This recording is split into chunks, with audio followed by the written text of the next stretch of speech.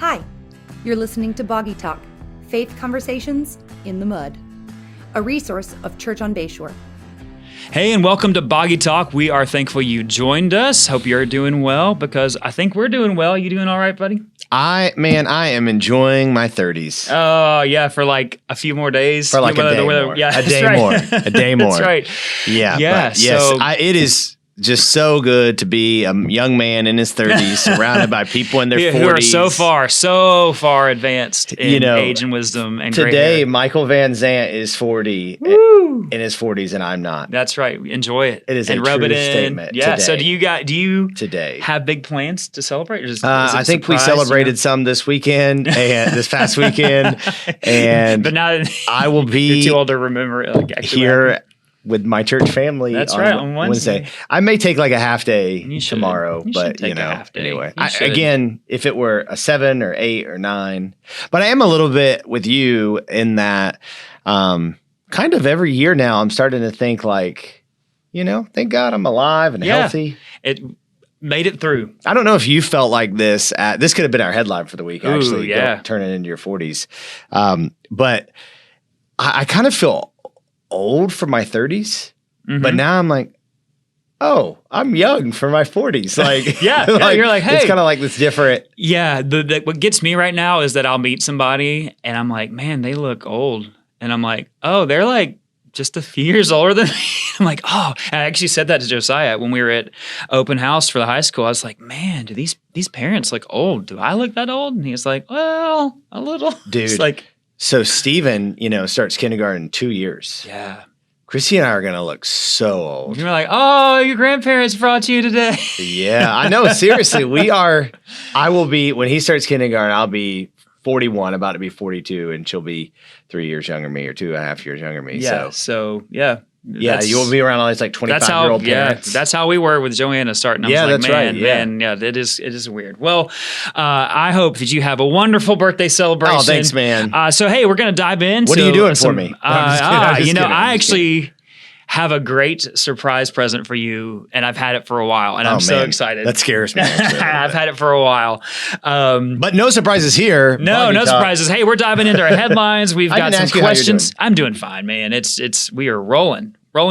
School, flag football, worship ministry, missions. I mean, choir's kicking back off. I'm excited about that. You about to go to India? About to go to India in a couple of weeks. I'm very excited about that. I've been having a good bit of phone calls with our folks there, just making final plans. And it's going to be great. And if you're interested in going next year, you should just start planning on it next summer. So let's dive in. All right. So what are we talking about today? Well, our headline is the Department of Justice investigating the Southern Baptist Convention. Yes, this came out last week as really a result, and I won't say culmination, but as really a result of the internal investigation that was done, voted on by the messengers of the Southern Baptist Convention at the 2021 Southern Baptist Convention.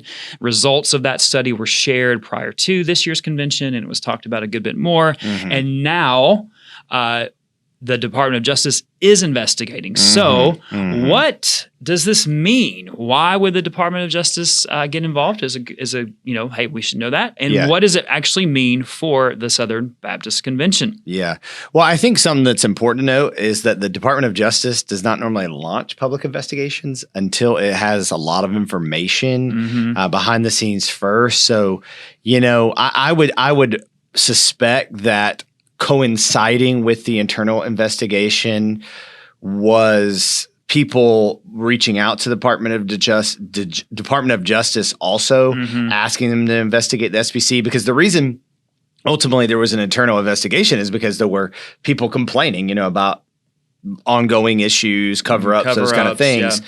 So as would be suspected with that, definitely if you're not making any headway with the entity itself, but maybe even if you are, is often appealing to, the authorities for an investigation. So we don't really know kind of the background into why the Department of Justice is fully even getting involved in this. Certainly you could think maybe they saw what we were doing and, hey, this is in our jurisdiction, so we're going to investigate. Right. But really, I would say that's the first thing is, we need to understand there's more going behind the scenes than we're aware of already. Yeah, absolutely. And there's some who would say, well, this is politically motivated, and maybe not. And that's not really for us to decide. Like, the fact is that they are investigating because there has been sufficient cause. I guess is the right way to say that. Yeah, let's hang out there for a minute, because I think that's one of the things, anytime any issue comes about, is like, well, this is happening because there are people who are left-leaning, and want to take down the SBC. But then there are other people who are like, well, this has happened because there are those who are right-leaning and they're trying to cover up, the old white guard or whatever you want to use, And I feel like if you have 100 people and there's an issue, like, you're going to say, like, well, this is happening because of this angle, this angle, this angle. And the answer is, you're right. Like, all the above. Yeah. So I think there's an important lesson here. I'm like, I do believe that there are probably those that are, SBC churches, right? 16,000 churches representing millions of people. Largest Protestant denomination. Many people affected by this Protestant denomination, negatively, positively. Yeah, there are people who want to take it down. So certainly you could say, maybe within the Department of Justice, certainly those appealing to the Department of Justice, there are people on Twitter who are literally like, burn it down. Yeah. And then the flip side of it, there are those who are like, no, we need to be held accountable because we want to be purified, and we want to, from the same, like, we want to not protect, but we want to make sure, like, we are doing justly. And so there's those who welcome it, who say, investigate, because we want everything to be out. And if that's on the flip side, then on the upside down of it. The upside down. So I just started watching Stranger Things. So on the upside down of it, which isn't that good, by the way, like, it was good season 1. Season 2, I'm like, this is so weird. Anyway, I stopped watching. But speaking of Stranger Things and the upside down and the SBC, there are those also who literally are like, leave us alone. Get off my lawn. We're autonomous, and so we don't welcome any.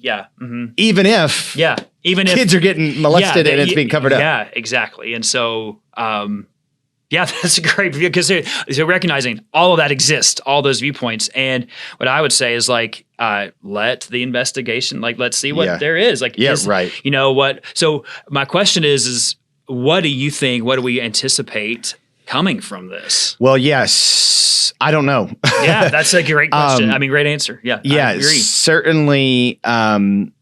There could be sanctions. We haven't decided are there going to be criminal, civil lawsuit, civil penalties. And so civil penalty might be like a fine to the government.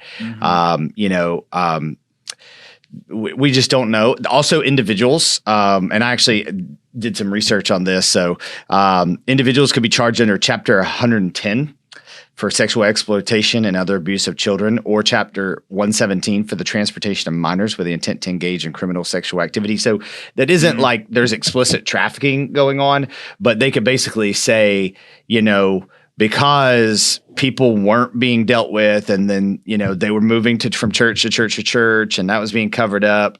Basically, there is a degree of guilt here from individuals who knew about this, because they're asking for the redacted, or is it unredacted? Unredacted, transcripts of all these conversations. So the truth is, there really could be a lot of indicting things. We just don't know. And so, I would say ultimately, obviously, that has the Southern Baptist Convention has attorneys, has insurance. So, I don't know there'll be a lot that would hinder mission necessarily, but it could be so extensive that it does.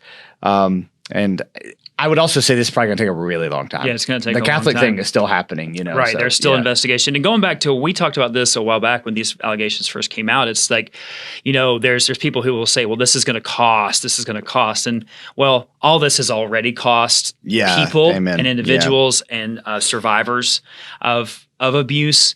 And I would say it's worth it to get it right and make it right, even at I would say, the short-term, quote unquote, expense of some of the ministry and mission so that it can go forward in a righteous way in the future. Yeah, absolutely. So, the effect on our church, we're just watching, I think we need to keep an eye on it. I think it's certainly, has the really good about all this, is it's really impacted even our way of like being hyper vigilant as those who are often in the know, and have information, that we just feel like, hey, this needs to be shared so that, someone who's had past experiences, doesn't do anything similar. And again, that doesn't mean the grace of God doesn't cover them.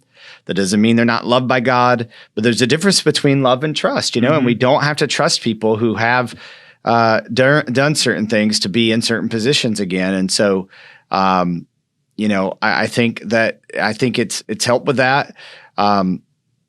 Financially, it's such a mess because we're autonomous, so autonomous churches. So literally we could pull out tomorrow of the SBC, and I don't even know like what that means, because a lot of churches are, because they just don't want to be associated with this. And I understand, like, while we're kind of like, hey, a reasonable response. Yeah. Look, we, at this point, the work is worth it. There is some hesitation. So, I don't know if we need to say anything else more, mainly because we're almost out of time, but also, just if you are someone who's super interested in that, please reach out. And also, just if you have any questions about, our own church policies, anything that any of our practices, any of our prevention measures that we have, you are welcome to ask those questions and welcome to, even make suggestions of, have you thought about this? Like we welcome that, because we want to be consistently improving and learning. So yeah, we hosted, we didn't put it on, but we hosted, sex abuse training for this region for the Florida Baptist Convention. So our church and other churches are really trying to stay on top of what we're learning, and how to safeguard against this. And it's just it's the time we live in. And the truth is, like, sorry, I know we said we're done. I see have like people, 30 seconds. You're good. I see people all the time say, I wish we went back in the time when blah, blah, blah. I'm like, you mean when kids were like abducted and molested and nobody knew about it? It is. Like, stop calling that the good old days. I'm not saying there weren't aspects of it that were better and simpler, but part of it was ignorance. And it was like, and oftentimes, let's just be real, like when that did happen, and then when it was known, then the one who survived that, who was victimized, is often viewed as someone who's less than or damaged, and it's, goodness gracious, we could talk a long time, but praise God, right. Like the. I do believe that this is purifying, and we pray just God's grace on us to, in any situation we would ever find ourselves in, to handle it the right way, and with honoring the Lord and with integrity. Well, with integrity is honoring the Lord, but all this just to me is like when you see the church just being so messed up, and the church historically has just been so messed up, is actually not a reason not to believe in Jesus. It's a reason to believe in Jesus, because his church advances and his mission advances globally in the midst of so many sinners. I mean, including us, but specifically people who've just done egregious things. And yet the mission of Jesus advances. The gospel remains true. And, it's evidence to that, but it's also a reason to stay alert. Yeah, absolutely. Yeah. All right. So, hey, let's move on to a segment answering some questions that we have been asked. So you go first. So this is for you, because I have been asked by several people since we've made jokes about this, and other people have brought up this. What is a 7-Eleven song? Oh, man. If you are listening and not watching, if you could, if the sound of my eyes rolling. Your face turned green. I'm like, ugh. So let's be real. So when modern contemporary worship became really popularized, I would say as a result of the Jesus movement in the 60s and 70s, and then choruses being written, like I would say this term was kind of coined probably mostly in the 90s when contemporary choruses were starting to be sung more widely in churches. And it was, it's a reference and play on words of the gas station 7-Eleven. And basically they'll say, well, we sing the same 7 words 11 times. And I think it really was based off of a few songs that, legitimate, like, I could sing of your love forever, 7 words. And if you know that song, it's very repetitive. And stems from this place of, well, those songs are just not as good and rich, and there's some merit in that. However, what has happened is that any worship song is now deemed 7-Eleven by someone who just prefers more traditional hymns. So that's kind of the basic definition of it. And right now it just gets thrown out as like, well, we don't want to sing 7-Eleven songs. I'm like, well, okay, good. Me neither. We don't. I don't believe we do that as a church. Now, you can't say that because we repeat a line, it's all of a sudden 7-Eleven, because many what we consider traditional hymns are very repetitive in their choruses and refrains. And so, man, that's where it all comes from. Yeah, is it Psalm 150? Let everything that has breath praise the Lord. Everything that has breath. Maybe 11 times. That's 8 words. Yeah. So do they have a problem with Psalm 150? I know, because we sing that. Let everything that has breath praise. There's songs written about that. Like, are you mad we're going to read? But that is what it is. Yeah, it's all good. If you like hymns better, okay, great. Yeah, just sometimes it's great. I think it's important to clarify again. Like, there is nothing more godly about hymns than a contemporary song. Like, because, and I love you if you're listening to this. I understand it has such a deep meaning to you. That's fine. God uses it. It's only 150, 200 years old, most of those hymns. Most. You're only associating them with Western culture, America specifically. Like, the church has been around since AD 30, right? 33, Jesus, AD 34. Like, I just... Yeah. Love you. I love you. I think it's okay that you like them better. Yeah, that's not absolutely. wrong, but don't make it spiritual. Yeah, don't elevate. Yeah, don't try to spiritualize a preference. So if somebody says, I just prefer this, I would be like, wow, thank you for being honest. Like, it's okay to have preferences. Yeah. Same with the other way around. Yeah, exactly. Like, I don't like hymns because it has keyboard loops. Yeah, and some awesome synth and a great, lick, and it doesn't mean that it's better because it makes you feel. All this basically comes down to like style. It's style, of feeling, and recognizing like, man, music is there. All of us have soundtracks to our lives. We hear music, it takes us to a place, and we just have to recognize that. Be honest.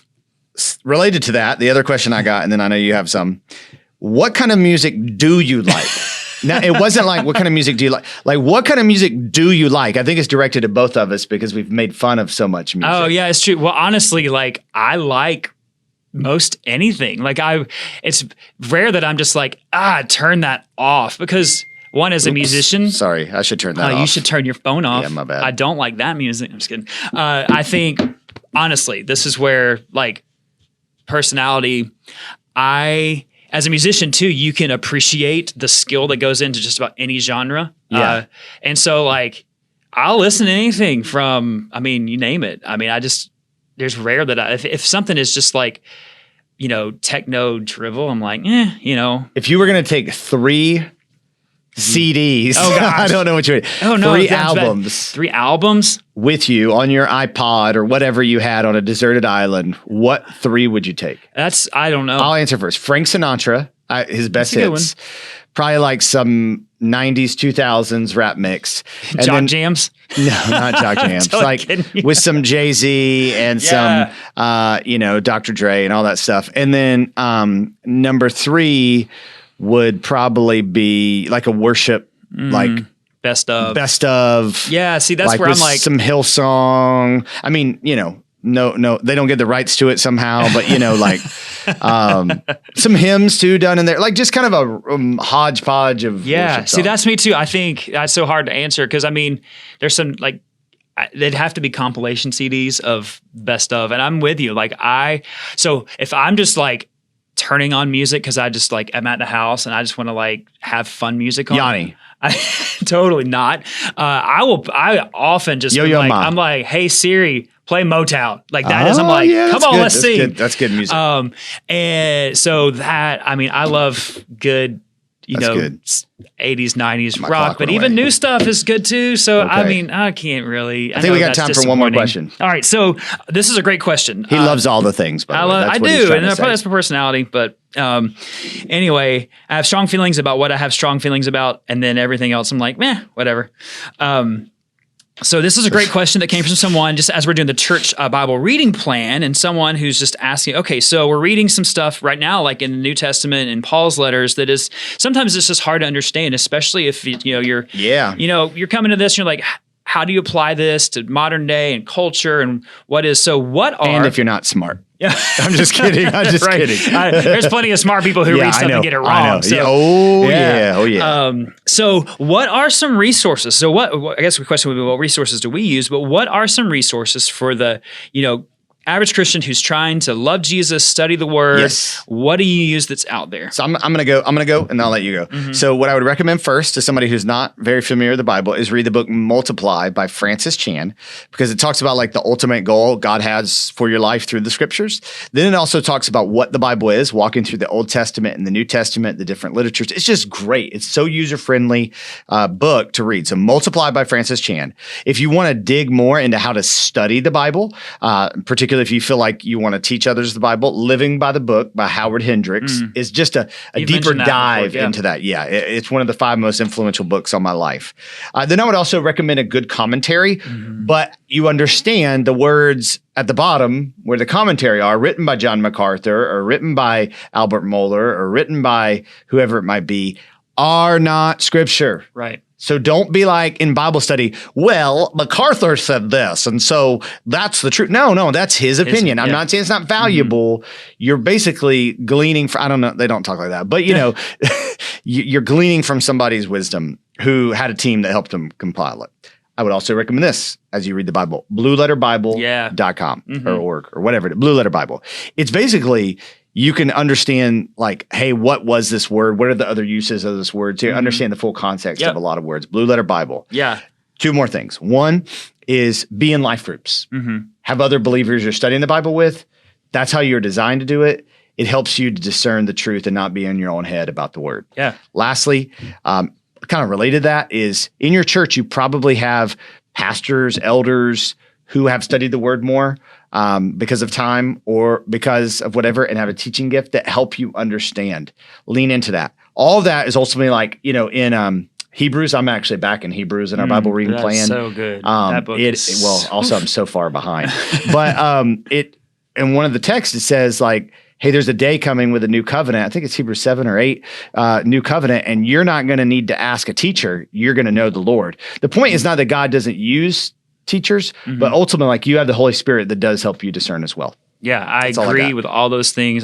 Second Blue Letter Bible. I second that. It is a great free resource. One of the things I love about that, you can actually like look at in the original languages and click on like a word, and it shows you how it's being translated. But you can click on that word and just understand in the Greek or Hebrew like that word a little bit more, which is super helpful. I would recommend as a simple tool is reading a few different translations as well. It's good. We're probably going to talk about this in a couple of weeks because it stems from this about Bible translations, but it's good. It's good to read several different translations so you get a full understanding, because every translation has a different intent with why it was translated. A good study Bible, again, seconding all the commentary you're going to read, like the ESV study Bible, the CSB study Bible, even the NLT study Bible, like all those commentaries are written by people, and they come from a viewpoint. So I would say just investigate even more, like read different points of view, and again, talk it out with people. Don't be afraid to ask questions. And, and if somebody asks you a question, I don't care how long I have to wear a head covering? Seriously? Yeah, that's that was this passage. This came specifically from a passage in 1 Timothy where it's given instructions about woman being a woman shall be safe from childbirth. That one. And so like and we can talk about that. Maybe answer that specific question later because we're running out of time. But just don't be afraid to ask questions. And so even as a pastor who's been to seminary, I am, and this happens in life groups sometimes, I'm like, you know what? Don't be afraid if somebody asks you a question to say, I don't know, or I'm not sure, or I need to study a little bit more to give you a better answer. Because you shouldn't try to answer off the cuff and then pull stuff out of the air. Agreed. And spur each other on. But yeah, Blue Letter Bible, and Logos, Logos. That's a great. There, a lot of those you do have to pay for some of the things. Blue Letter Bible's free. Free. So some Logos, some things Make a you do have to donation. pay for, but there are some free resources. that are part of Wikipedia that too. also is a very helpful resource. Yeah, you'll never get someone. All right, game time. Oh man, I'm kind of nervous because you're in Should be. charge. I'm in charge today. So we're going to, because we got to get going. So basically, I have 12 would you rathers. Oh gosh. Would you rathers. So you're going to have no more than 45 So seconds. if this weren't being recorded, I wouldn't be nervous, but no it is, more so. than, and I didn't tell him these ahead of time because I wanted to see his reaction. No more than 45 seconds to answer. Okay, Including my answer to the question. I'll have 15 seconds to give you my answer. So we are going to start I'm going to try to give you gut responses without much thought. in 8 seconds, 3 seconds, 2 seconds, 1 second. Okay. Would you rather wake up at 3:30 a.m. or stay awake until 3:30 a.m.? Wake up at 3:30 Why? because I'm doing that right now with a puppy and I don't like it, but I'm a night owl. I prefer to stay up, but I prefer to stay up until like midnight. After that, like nothing good happens and you're just delirious. So at least you're getting a little bit of sleep and you can function. That's why.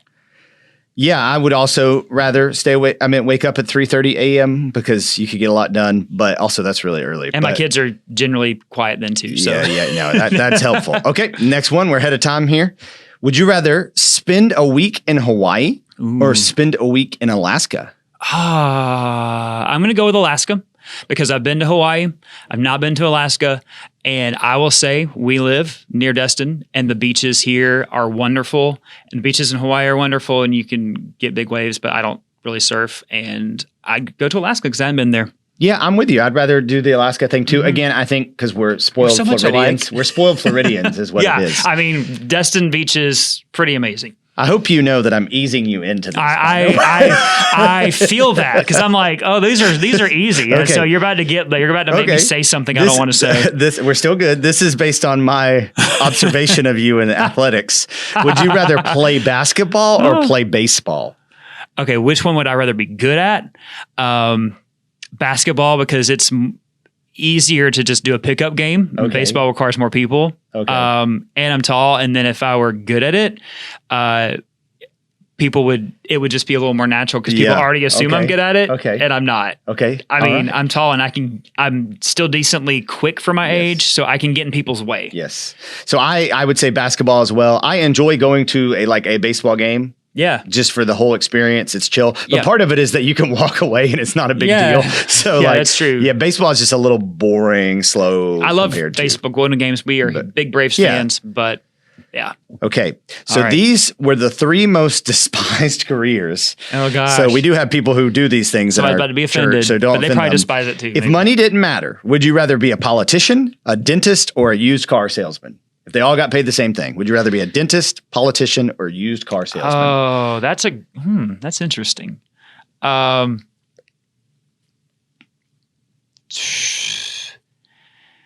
Dentist, Okay. because I think I would be good in politics, but also I would be stressed all the time. That's Okay. not to say being a dentist Yeah. isn't stressful, but it's a little more You have procedural. Fridays off if you're a dentist, right? And it's a little more procedural, Yeah. and Okay. yeah. A little more And cut and dry? Yeah, and I would be a terrible used car salesman because I would be talking people out of things. I Yeah. would be like, you actually don't need that. Yeah. If you're going into debt, you really should consider a low.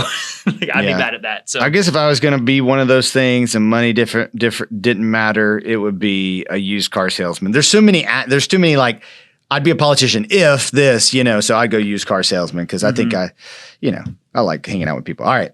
all right. We're starting to move in the right right. direction. Would you rather swim in a pool of mayonnaise or swim in a pool of wet sponges? I'm gonna go with mayonnaise simply because my skin would be so soft afterwards. Just kidding. I don't hate mayonnaise. I hate mayonnaise. The wet sponges. Unless it has a flavor, and then it's called aioli. Is it spicy mayonnaise? Yeah. I don't know. So you would choose mayonnaise? Yeah, I mean, sounds maybe. I don't know. For those who just vomited in your car, I apologize. It's so hard. I mean, wet sponges. I feel like I just immediately think of that sour We're both smell. gross. And it's been sitting for a while. All right, you have to have your final answer.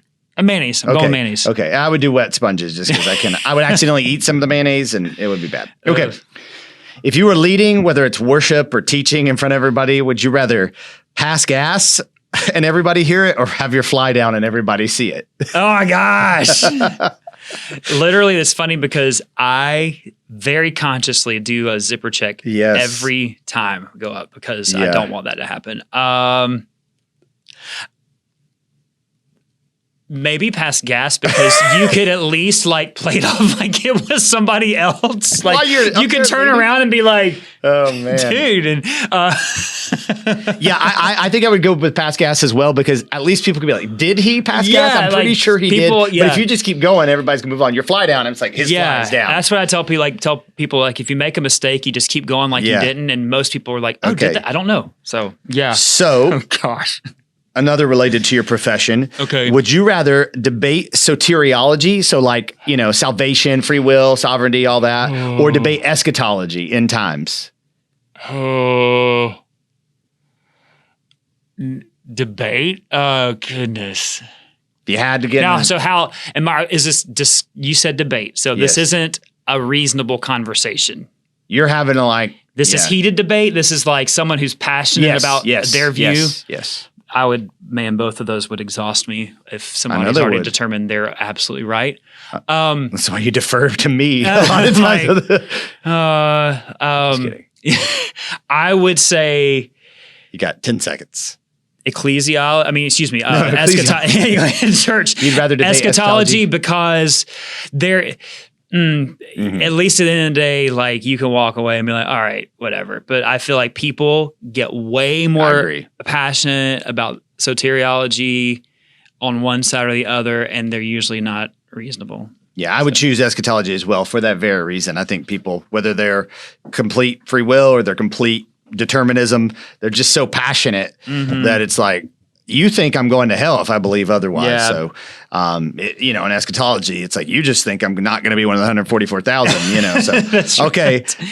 Did you? This is a job related one. Okay. And I really want to know this. Would you rather have to tell someone who's in your worship team, praise team, choir, that they can't be in it anymore because they can't sing well?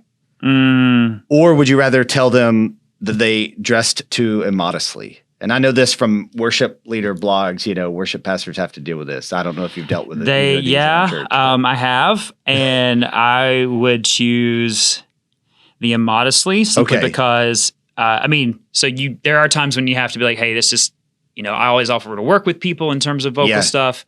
But because that's a lot less subjective. The immodest one. Immodesty. And you can just say, hey, we have clear expectations and, we represent. And, you can bring somebody. And you can also say, I know you've seen a lot of Shania Twain videos. That's right. But this isn't that. This is not that. Right. So that's I just dated myself as a 40-year-old tomorrow. It's usually, especially the men who are wearing too tight T-shirts, where I have to tell you that sometimes, like, dude, your T-shirt was just kidding. Wow. But that happens. It's now modesty guidelines are just as much. Sad to say to the church. I shouldn't say. I've been told that. I've been like, hey, you looks a little cold in here when you're wearing that T-shirt. So, and you're on video. So by just Dan as much Brown. For men as so. Yeah, I would also rather the dress more modestly one. Okay. Yeah.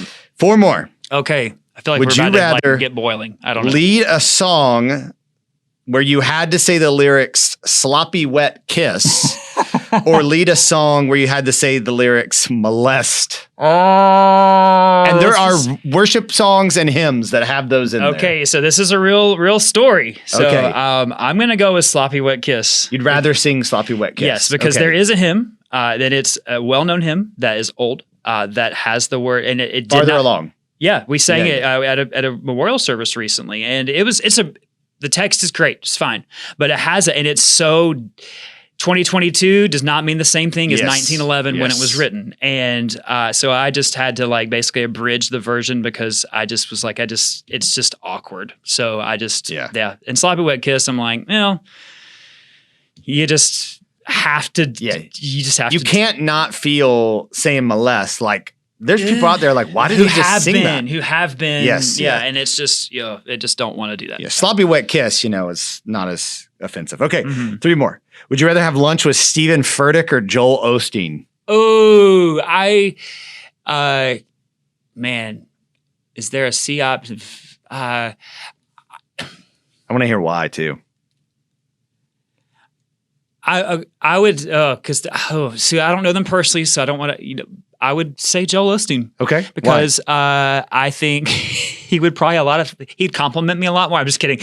Because I think, honest to my impression, total, if seeing Furtick is there, he would just talk about himself the whole time and how awesome he is. And at least I feel like with Joel Osteen, he'd be like, but do you really believe that? Do you really believe that? Do you really believe that? Right. And that's why. I'm going with Joel because he's definitely picking up the check. For sure. Okay. Yeah, Stephen Furtick still makes millions, and he would be like, "You paying, right? Yeah, bro? you owe me." Okay, honor culture, bro. All right, 2 more. Be on staff at Bethel Church in Reading, or be on staff at First Baptist Dallas. Oh wow! Oh. Okay, so for context, some of our older why would you? So for context, Bethel, very whack theology. Just unscriptural things. First Baptist Dallas, even there's First and Baptist in their name, has become much more of a very They political. sang a hymn on July 4th weekend called "Make America Great Again." 2 years ago. Would I survive either one? I would go be a dentist. Which one would you pick though? You got to put food on the table. Target's not hiring. You got to go to one of these churches. Which one are you going to? Oh, I feel like, okay, don't take this the wrong way because I'm not going to do this ever and we're not going to start singing this. I'd choose Bethel because I feel like, hey, at least somebody's there speaking rational truth and pointing the Bible. And I feel like in the other environment, they already think that they know everything. And it's just... I feel like there'd be a little more reason, honestly. I'm vomiting in my heart. This is the only one we've disagreed on so far. I would choose First Baptist Dallas because I think there's a lot of people there who you can appeal to the scripture to bring about change. But at Bethel, it's like, but I didn't feel that. Yeah, and I'd be like, not about your feelings. Yeah, okay. Last one. Would you rather be a chaperone for a student lock-in or a prime timers trip to Branson? Oh, okay. So I've been a chaperone on both. Not to Branson. I've been with senior adults, not from this church, but from another church. And at least I would say, so I love working with students. I went to student camp and it was so much fun. And I think everybody with a student should go at least once because it is so good. But lock-ins. That being said, lock-in, overnight, sleep. I'm going with the senior adults because at least they are going to bed and I'm going to get some sleep. Yeah, that's right. Because it would be fun. We don't do this stuff at our church. No. Neither one of them. And I praise Jesus for it. Well, hey, hopefully you got to know. Oh yeah, I would do the senior adult thing too. So we only disagreed on one thing. Justin would rather be at Bethel Church and I would rather be at First Baptist Dallas. I would rather Dallas. be at Church on Bayshore. That's a great ending. There you go, because I love what God's doing. Amen. And it is not without challenges and growth, but hey, that's how we grow, Amen. I was telling somebody the other day, it's getting boggy up in here. I know, I'm about tears, but I literally was telling somebody the other day, I was like, here, it is not a perfect church because it's not perfect people, but here's what I love. I just love what God is doing. Amen. He's good. And I'm not talking about the numbers. I'm talking about God is, you can sincerely tell God is, people are growing as disciples. People are, and you can tell that because people are sharing their faith. Yes. People are talking about what God is teaching them. Mm-hmm. There's new engagement in missions. I feel a newness, a freshness in our worship service. And I don't mean like crazy, weird freshness. I mean just Bethel Church. It's just, I love what God's doing. I love that he's doing it without a lot of gimmick. And he says all this because he wants you to appreciate him in October and send him to Alaska. Pastor Appreciation Month. Cruise. Wow, that'd be amazing. All right. Well, hey, things got boggy. Hey, we'll both be in our 40s next week. Hey, man, welcome to the club. It just gets better and better. You do get more tired, though. That's for sure. I think this year I've noticed that I just am like, I don't feel like doing that. So, hey, thanks for listening.